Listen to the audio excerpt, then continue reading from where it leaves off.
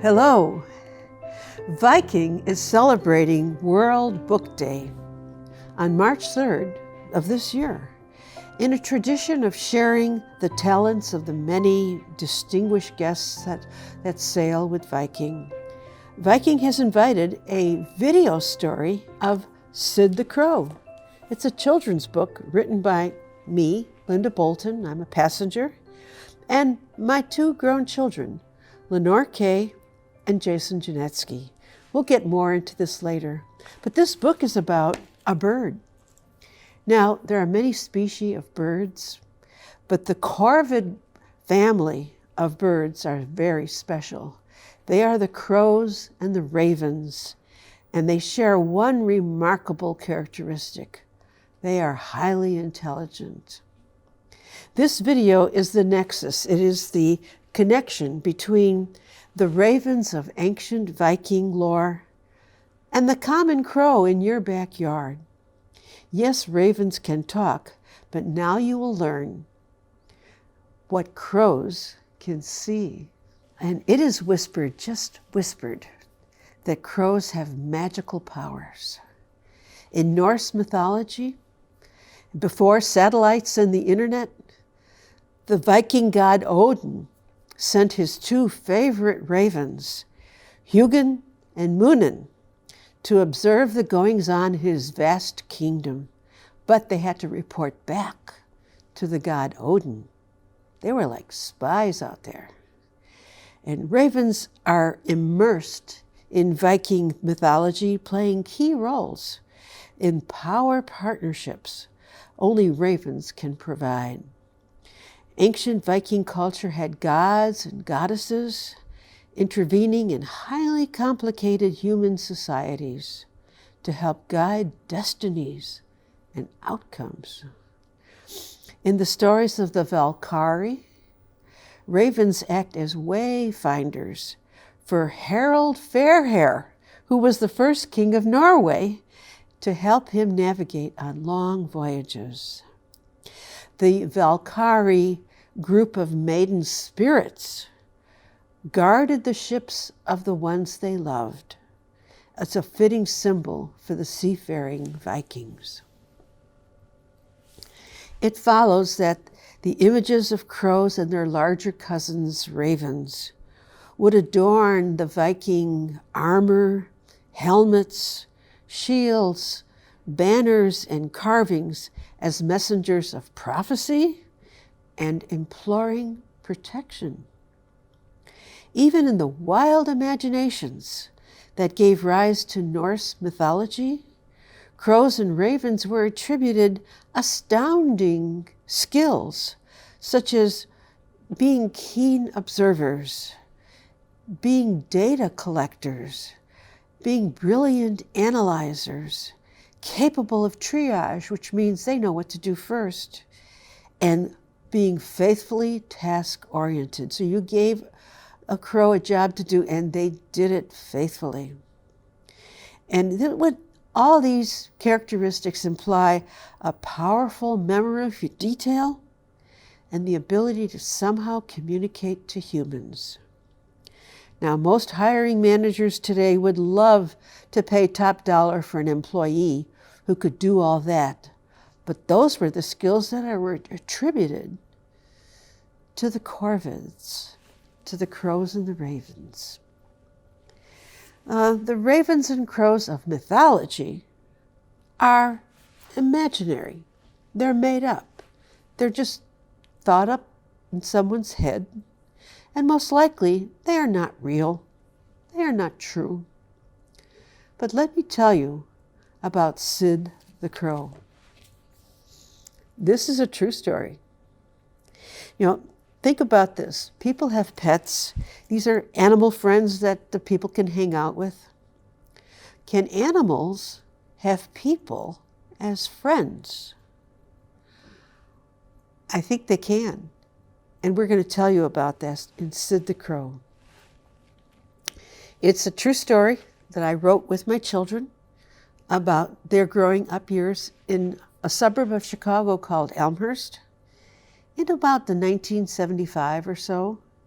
And it's a true story of this crow that made friends with the children, followed them to school, and had this fabulous adventure with a wild crow.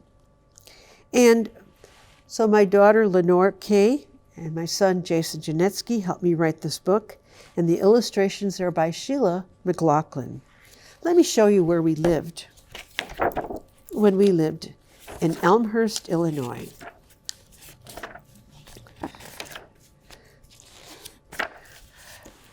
This was the old house in Elmhurst. It was a wonderful house. It was a frame house. That means it was made out of wood. And we had this big backyard and the big side yard, and it was loaded with trees and shrubs and evergreens and flowers, and we had a vegetable garden and an apple tree. It was just a wonderful side yard to have the kids grow up in and have a family started here. It was really a wonderful place. We had this dog, Pixie. Pixie had this business about territory, and every time the mailman came to the front door, the Pixie would go to the door and try to get that mail because the mailman would slip it through an opening in the door, and the Pixie would grab it from inside, and the mailman was trying to not let the dog bite the mail, and they would have this tug of war going on. It was so funny. I don't think the mailman thought it was funny, but we all laughed when we saw it. We had a lot of good parties at our house, Christmas parties. And when everybody came over, all the gentlemen in the family were musicians. So that's my dad playing the clarinet, and Uncle Eddie on the piano, and Uncle Leo and Uncle Iggy. And there's Uncle Victor playing with little Lenore. She's the author of this book with her little red shoes. And we had wonderful times in this house. In the summer, they played in the backyard. We got a swing set for the kids, and that's Jason's little red bicycle. And the dog would run around and just have a good time with the kids.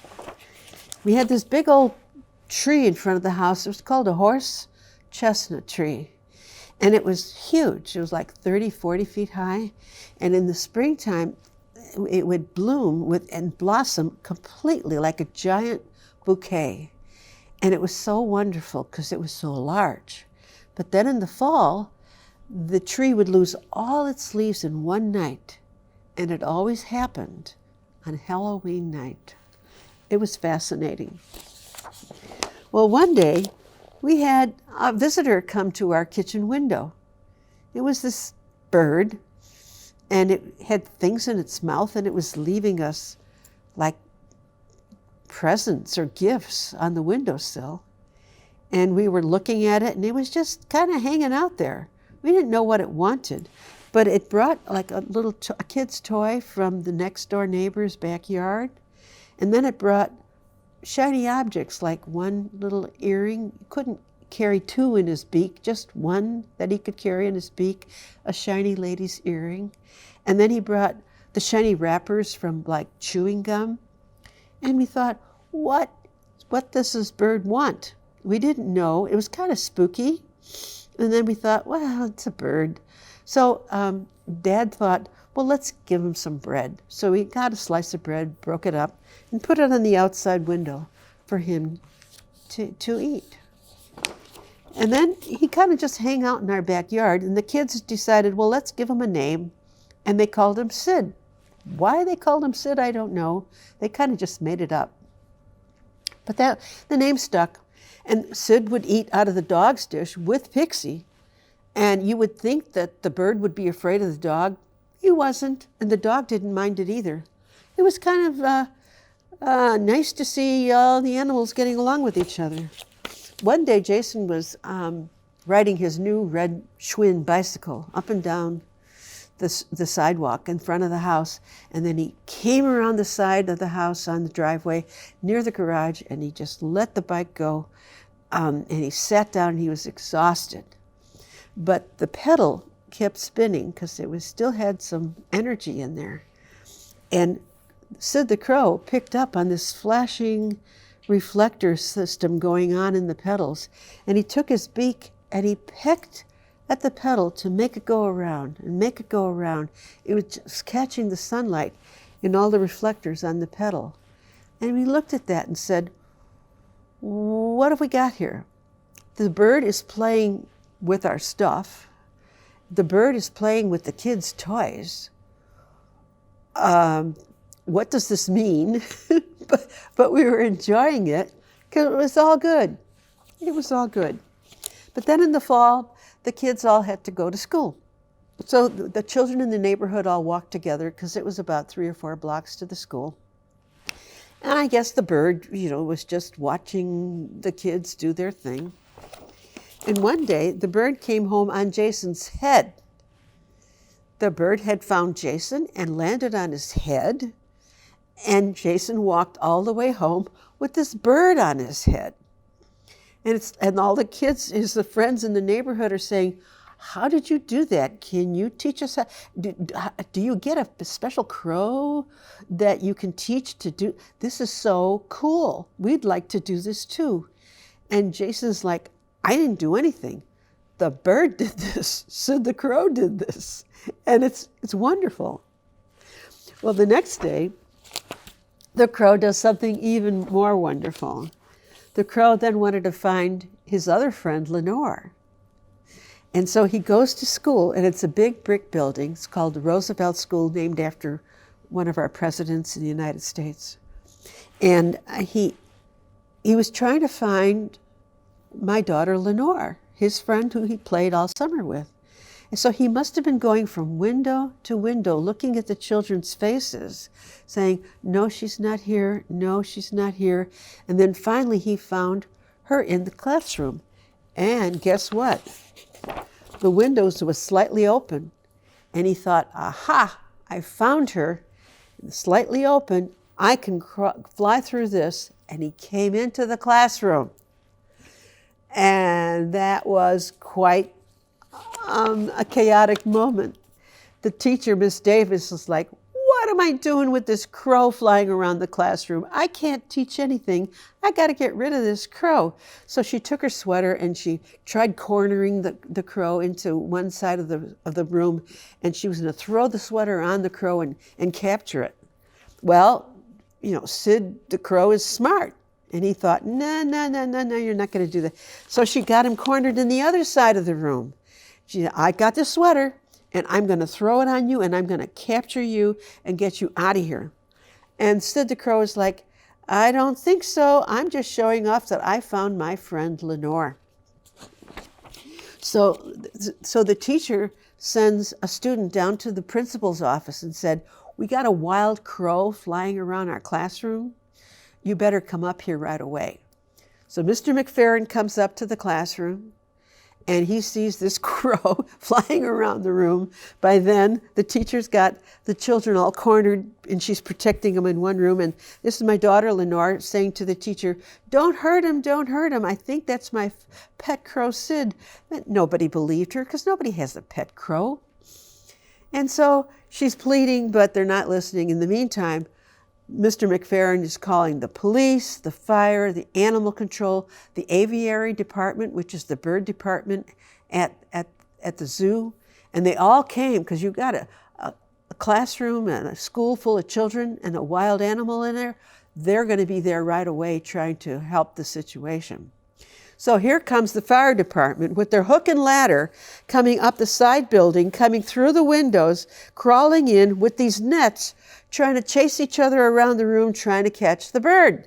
And they're bumping into each other. It was apparently very funny, but the children were frightened.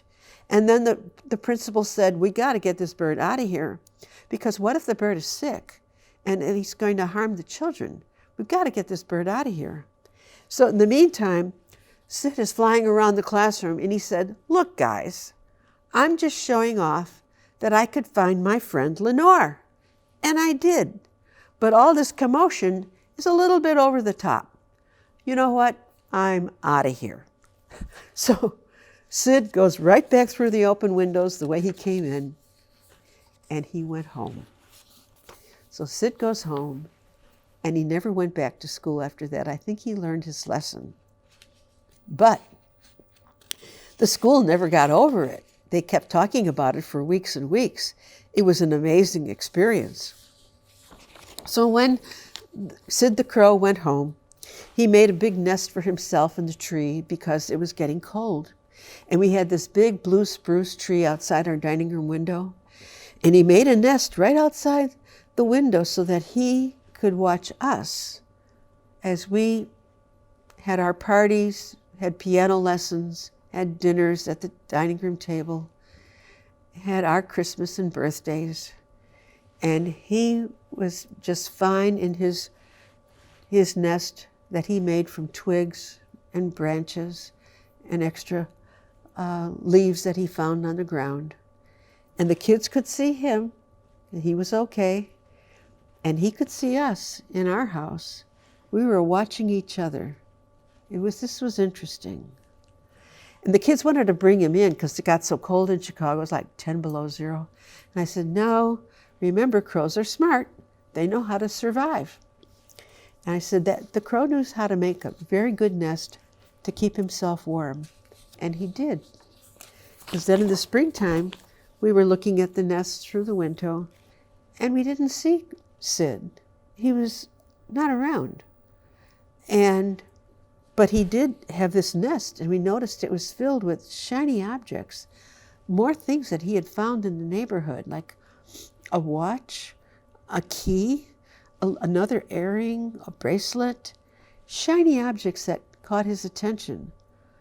But we waited, and we never saw Sid again. Sid had gone. Sid had gone maybe to make another family happy.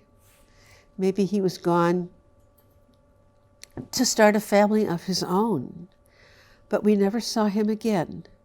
But we had a fabulous experience with this very intelligent crow that changed our lives in many ways in understanding animal intelligence. So what does all this mean? Well, after all this was said and done, you sit down and you say, what was that? What was that? And what we realized is that we were experiencing the capabilities of a common crow, your backyard crow, who could recognize human faces. It could pick out Jason coming out of school. It could pick out Lenore in her classroom. This crow was demonstrating an amazing ability to pick out certain faces from the whole crowd of children. We did not understand this. But after the book was written, the public television came out with this DVD. It's called A Murder of Crows. It's produced by Nature. They do a lot of documentaries on nature. And it's a study of crow behavior. It's a whole hour long. You can get it online. And the opening statement of it is, crows can recognize human faces in a crowd. And that's exactly what we were experiencing. But we experienced it firsthand. And we were witness to an amazing phenomenon in nature, being able to see an animal display these kinds of characteristics and abilities. So the next time you're out in your backyard, take a good look at the crow, talk to them, and I hope you can make a friend of a crow in your own backyard. Thank you.